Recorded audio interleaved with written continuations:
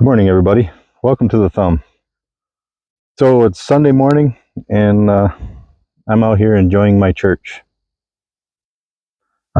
Yeah, since the COVID thing, I kind of quit attending actual church, and my faith in God is still there, but I want to enjoy God's creation instead of sitting around with a bunch of people who want to thump their Bible and talk about how great they are. Anyway, I try not to work on Sundays, but today I'm going to just take a walk around my fence and just check it and make sure everything's good. And I'm going to bring you guys with me. I just wanted to thank everybody for watching, and really want to thank the people who subscribed. Yeah, the all crop videos are always a hit, and yeah, I wish I could get every video to get as many views and subscribers. Yeah, I'm getting there, but yeah, got a ways to go before I'm making money at this. So I guess if I do this on Sundays, I'm not making money at it. It's not really work, so I guess I'm not really sinning. Anyway, back to work. But yeah, I'm gonna just go around my fence and talk about that and show you some of the repairs I got to make. There's just small repairs, just where deer had run through it, and yeah, knocked a few insulator cotter pins off the fence. But actually, I'm gonna start on hit the wrong button.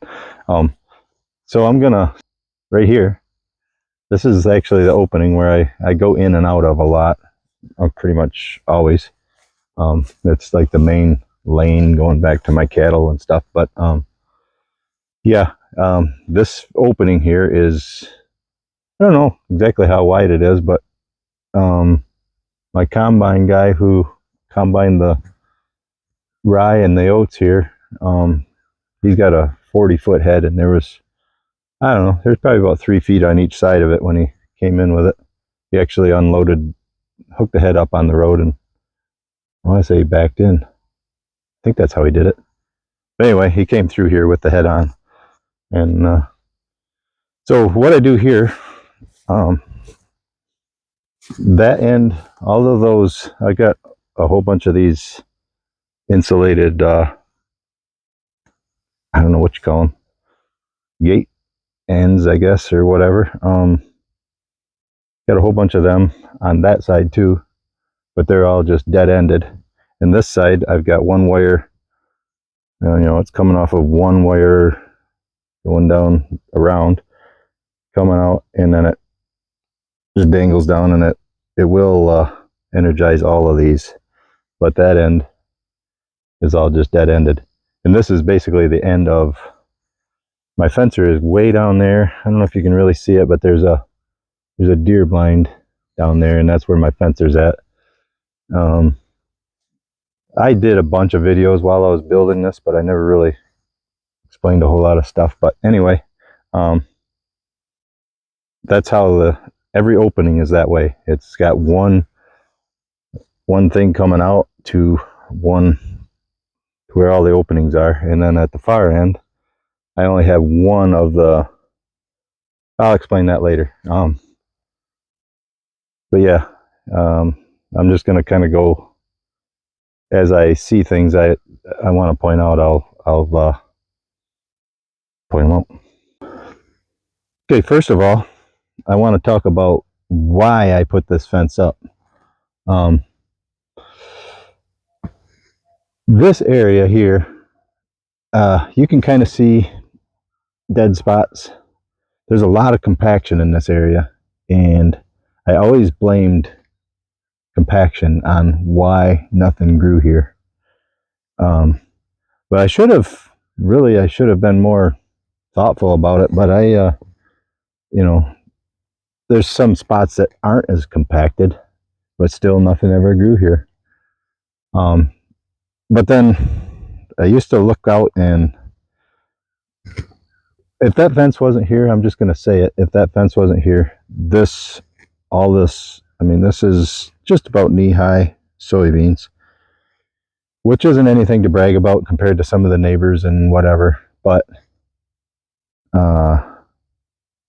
it would have been ate right down to the root if it wasn't for that fence. There's not a doubt in my mind. And there is still, I did see some browsing going on. I can't really see any right here, but well, there's a deer track right there, a small one.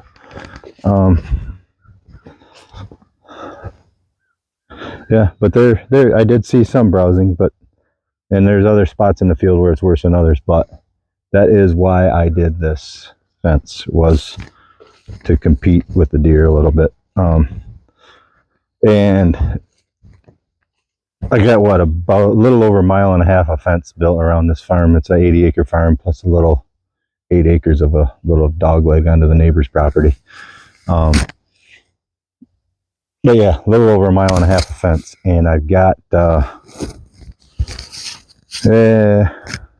probably somewhere between 10 and 12,000 invested in it. And I think it was probably the best investment I've made since I started farming 5 years ago.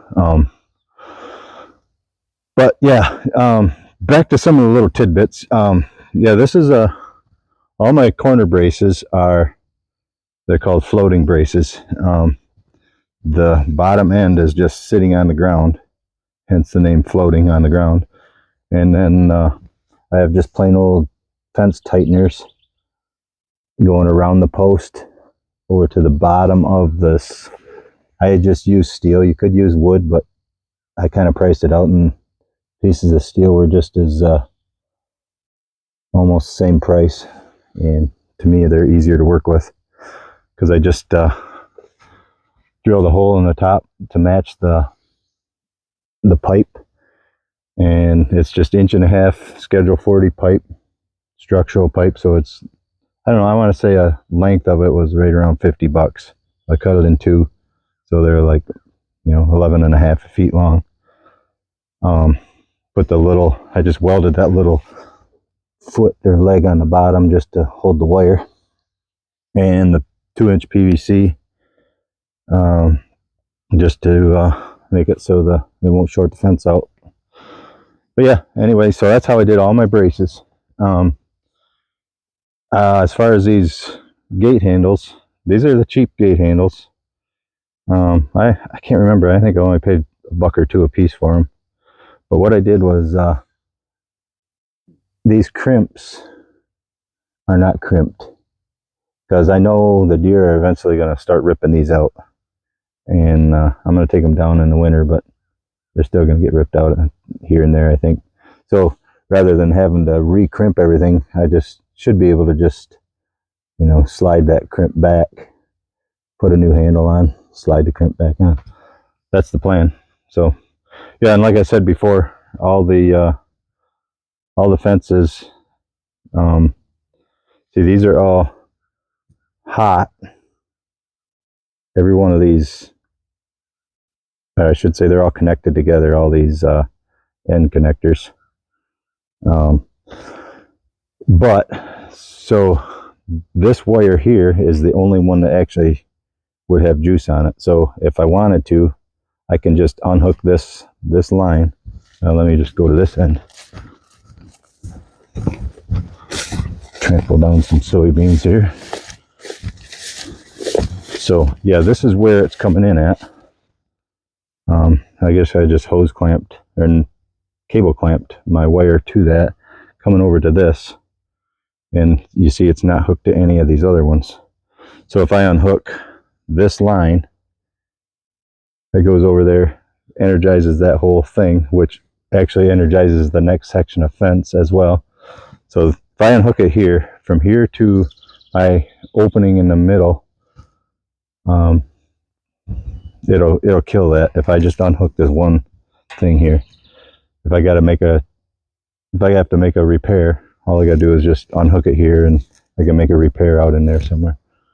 So anyway, yeah, this section here, it's a corner and then a gate opening. So I can't remember. I think it was about 18 feet between posts, and so rather than making 2 floating corner braces, I just put 1 brace all the way across the center and then crisscrossed my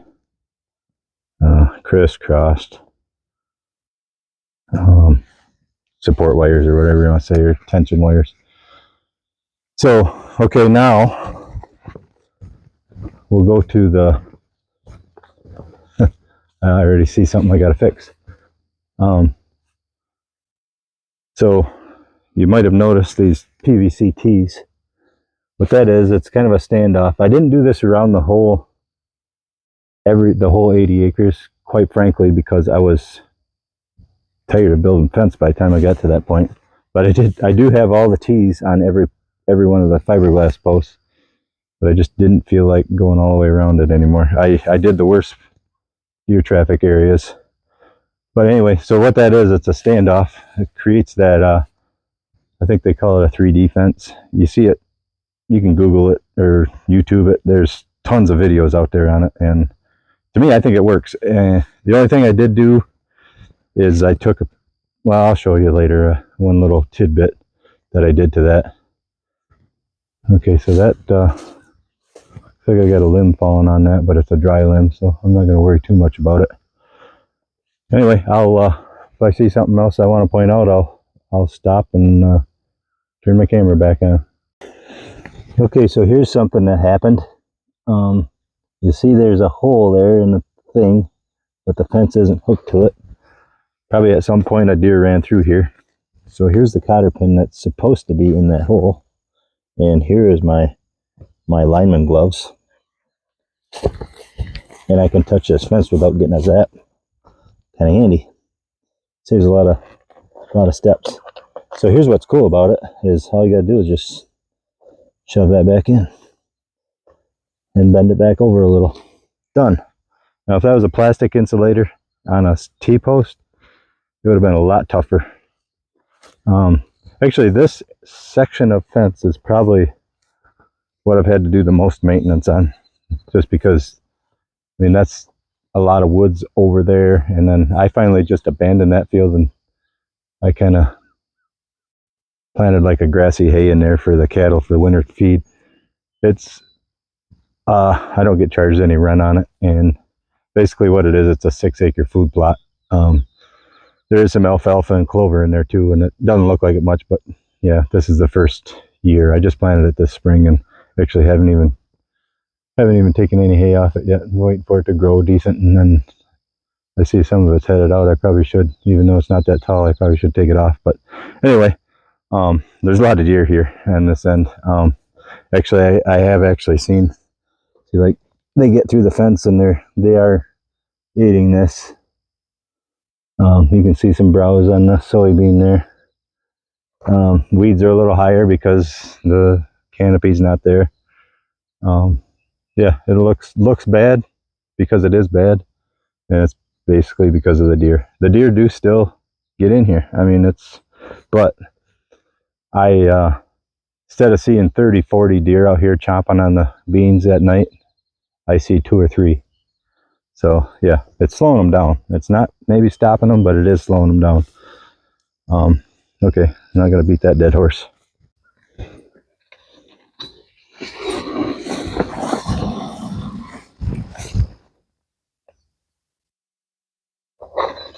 How this got all the way down there, I don't know. That was probably 20 feet away. But yeah, here's where it belongs.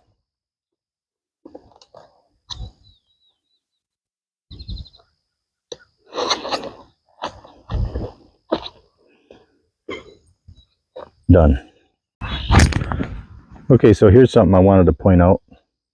See if I can do this without. So way back here, right there, what that is, I put them every so often along this. This is another real bad deer area. So I put them on my my standoff fence, I call it. It's basically it's roughly 3 feet high, and it's 3 feet out from the regular fence. But anyway, what that is there, it's a piece of aluminum foil. I put like a teaspoon of peanut butter in it, and then I just squish that aluminum foil around that fence. That way the deer come up to it and get a zap. They sniff it, get a zap. And I tell you what, I mean, there again, you can see some browse here. Browse. But this whole area, it's kind of a low spot. It's kind of mucky. Deer like being here because it's close to the woods, blah, blah, blah. But this whole area would have been ate down to the root. And it's probably some of the best looking beans I've ever grown, actually, since I've farmed. And the reason I'm farming this ground, actually, is because, well, it's my father-in-law's ground. And I never farmed before I started farming this. But the guy that was farming it said he couldn't make any money because of the deer. And after I farmed it for a few years, I was like, you know, he was right. And so, yeah, here we are walking around the fence. Okay, so now I'm at a very overgrown part of this fence and stuff. Yeah, this actually was all down to the ground this spring. Well, maybe not some of them bigger trees or willows. I don't know if you even call them trees. It's kind of a brush. It's kind of a weedy tree. But anyway, so yeah, this definitely needs some good spraying. And I probably should do that pretty soon. I kind of trimmed it back with a trimmer and stuff, but yeah, it's pretty tough to keep ahead of. You know, like this side, well, like this whole area, I have cattle out here right now. I've only got like 5 heifers, but you can see, I mean, if it wasn't for the heifers being on this side of the fence, that's what it would look like. So yeah, the girls are doing their job. So this is, I don't know if you've seen the video. I think it was called Turning My Deer Blind into a Powerhouse. What I have is up on top, you can kind of see, if I can zoom in on that or not. Yeah, you can see where the solar panels are. There's like 100-watt solar panel system that I bought from Harbor Freight. I'll show you that in a little bit, but what it is, this top line is the main power coming to the fence. This is where the magic happens. This is where everything comes from as far as power goes. And the worst part is, that's like, I was kind of hoping that would burn off, but it ain't burning off. Anyway, so yeah, what I got there is the main power line, and then you can kind of see, well, there's one of my ground stakes, and this bottom line is my ground going back to the fencer. But yeah, I think I put a ground stake. Yeah, I put ground stake there too. It's right by this post. That way it wouldn't get run over for whatever reason. And then, you know, let me get around to the other side of my powerhouse here. This is kind of a storage shed too. Tool crib. So yeah, so anyway, I got my lightning arrestor here.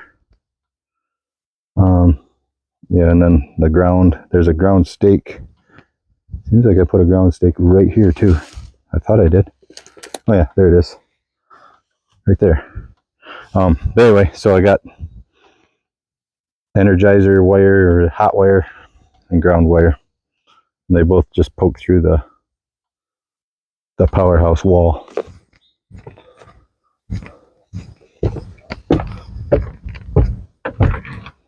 And here, this fencer actually came from Tractor Supply. I think I paid a couple $100 for it. And luckily, I already had this inverter,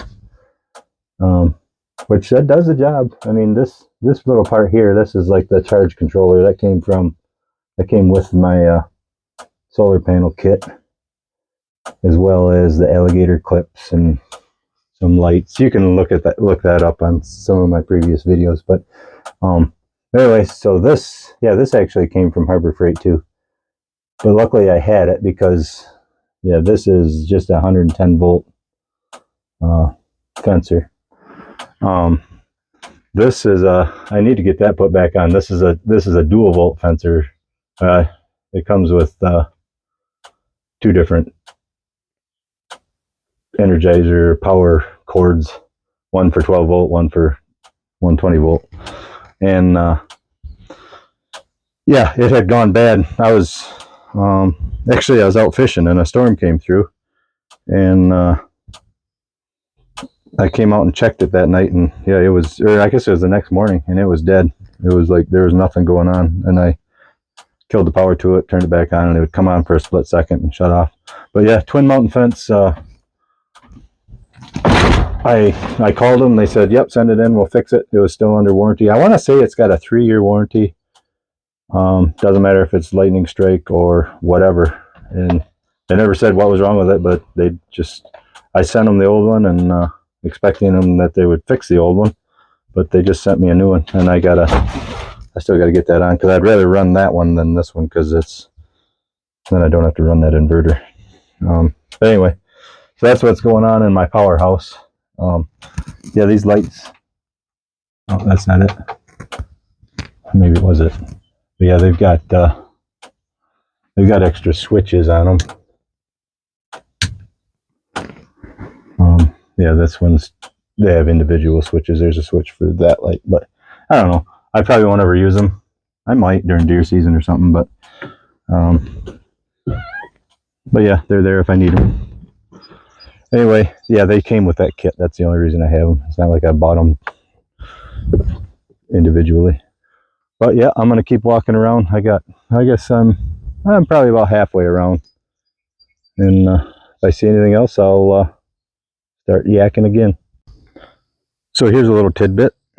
I'm on the opposite side of the fence, so I'm not going to do anything about it right now. But you can see that piece of PVC laying on the ground. It belongs in this tee, and it actually ripped out that the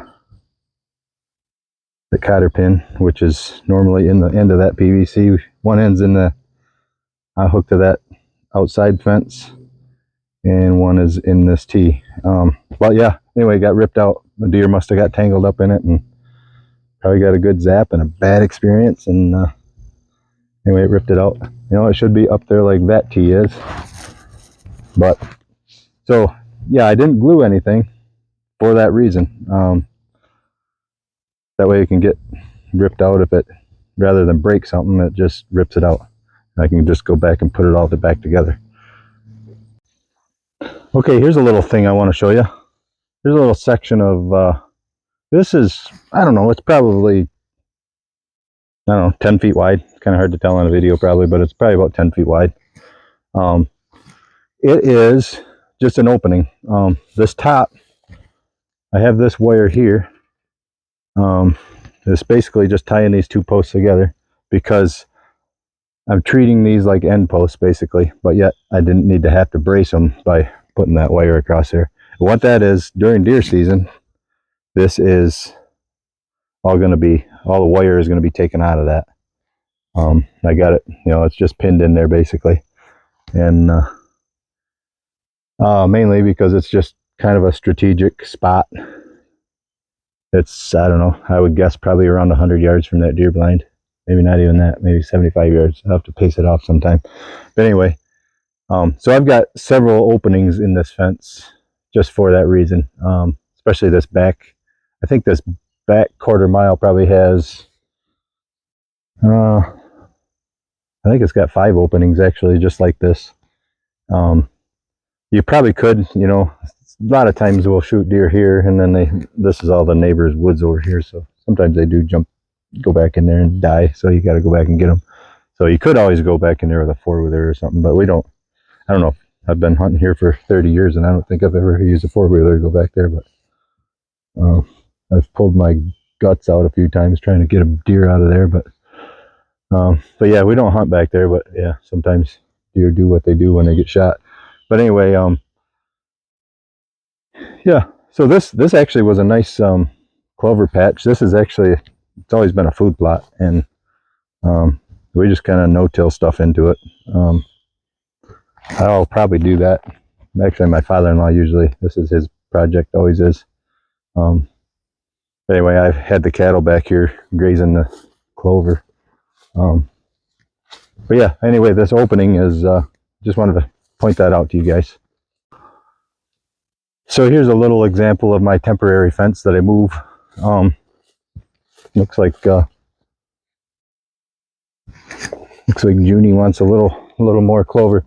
So yeah, you can see what this clover looks like on the opposite side of where the cattle are at compared to what they're munching down. I don't get, when I opened most of this up, it was quite a big swath of clover and stuff. These flies are just terrible. So far I haven't got any pink eye yet, but I think it's just a matter of time, and I hope it don't happen. But yeah, this is Junie. Yeah, she wants some, I think she wants some more clover. She might be in heat too, so I gotta be careful. Get out of here. Yeah, she's acting a little goofy.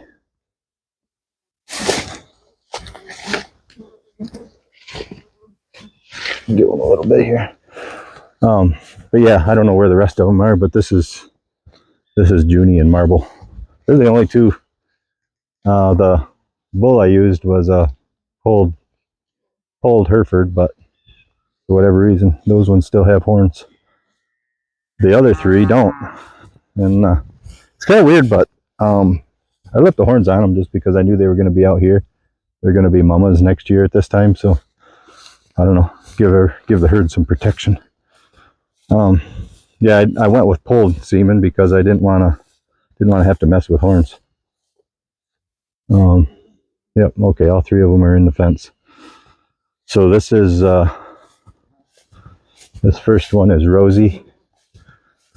The second one is April because she was born in April, and that one back there is Twilight because she had a real nice red tint to her when she was a calf. But anyway, okay, back to the fence. Okay, here's another fence repair. This one's a little tricky. Actually, I'm not going to bother. This actually should be through this hole, and then this should be slid up, but since I don't have the pipe in there, I'm not going to worry about it. I'm just going to get this back where it belongs, height-wise. Boy, these gloves make it handy.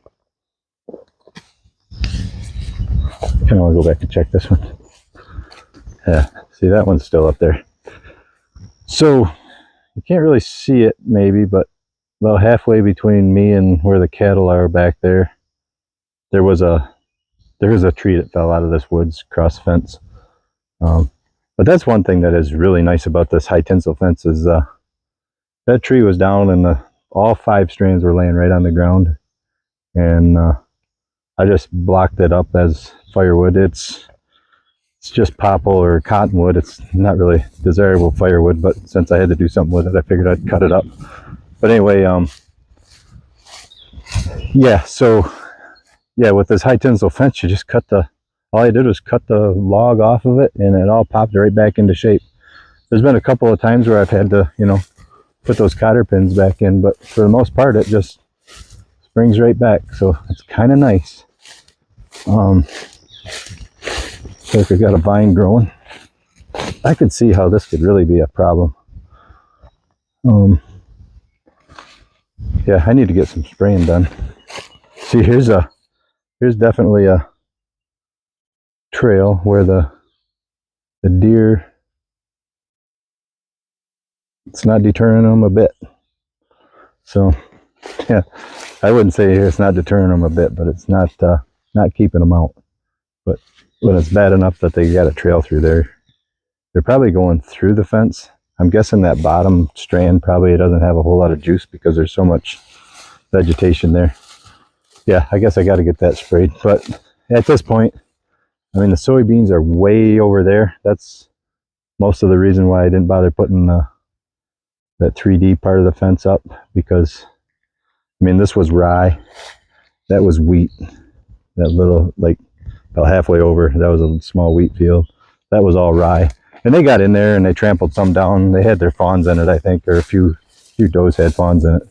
which was fine. I mean, they didn't really, in the grand scheme of things, they didn't really hurt a whole lot. But yeah, I can see if I have some beans of any sort back here, I'm going to have to make sure I get my deer fence up and keep it sprayed good. I think the plan is, even though I'm going to be wasting a little ground, I think I'm going to just keep about a 6-foot path all the way around the whole farm, just so I can maintain the fence. You know, some real farmers would say, why are you wasting that much ground just to keep the deer out? And I'm like, because if I don't keep the deer out, there's no sense in farming it. So anyway, I guess I'm this close, I might as well show you my ditch crossing. Oh, there's another one that's got to be fixed.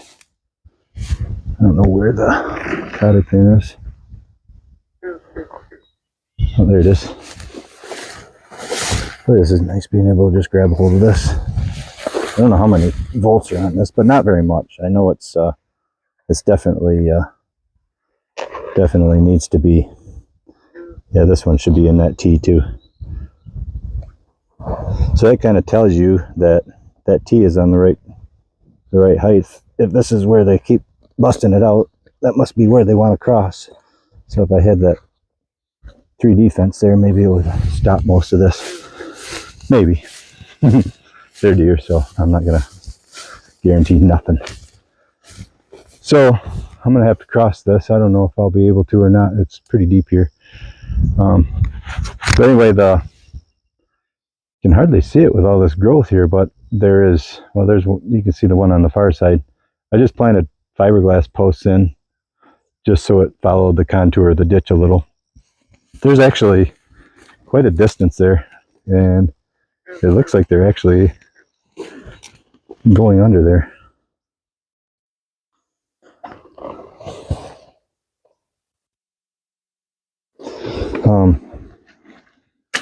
I don't see any tracks through there, but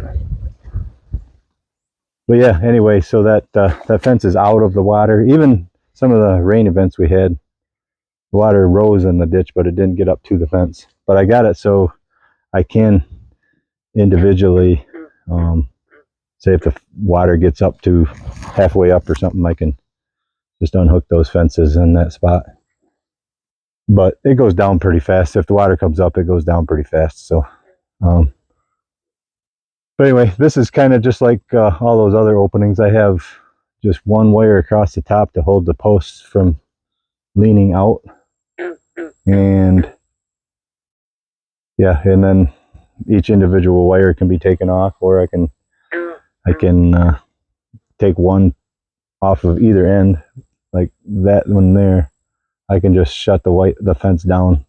Be from here to where I originally started this video would be shut down. So yeah, if I got to make a repair, and I've had to take trees out along the woods over there, take them off the fence. So I just have to come back here and shut the fence down and take the tree off, fix fence, come back, turn the fence back on. Works out really good. Well, this area here is how I wish it all looked.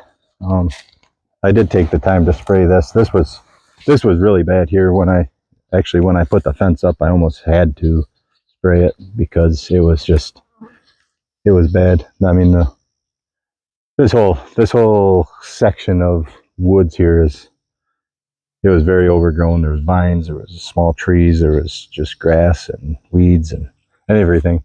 So anyway, I hit it with it was just leftovers, I think, from when I burned down for my soybeans. I think it was Liberty and Roundup, and then I probably dumped a little crossbow in it too, just to work at that brush a little bit.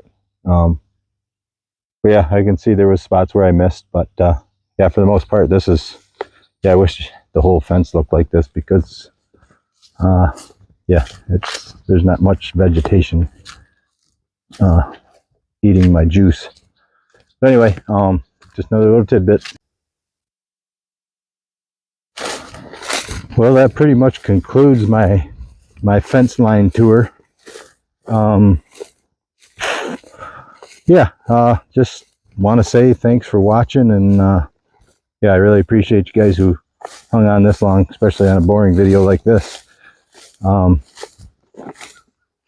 Yeah, if there's any, if you got any questions or comments, just go ahead and leave them in the comment section, and you can go back on some of the previous videos. It goes into more detail of when I was building this fence, but I just wanted to give a brief overview of the whole thing. Yeah, I don't know what I'm going to do this afternoon. Probably, I think I might do some brush hogging. Maybe get some of these weeds knocked down. I need to, as soon as this hazel or this oat straw is all off of here, I'm going to probably get some cover crops planted. Debating on just using a regular drill or running an no-till drill. Ground's not real hard, I don't think, and there's a little moisture there, so as long as I get it down to the ground, I think I'll be fine. So I might just use my brother's regular drill. Anyway,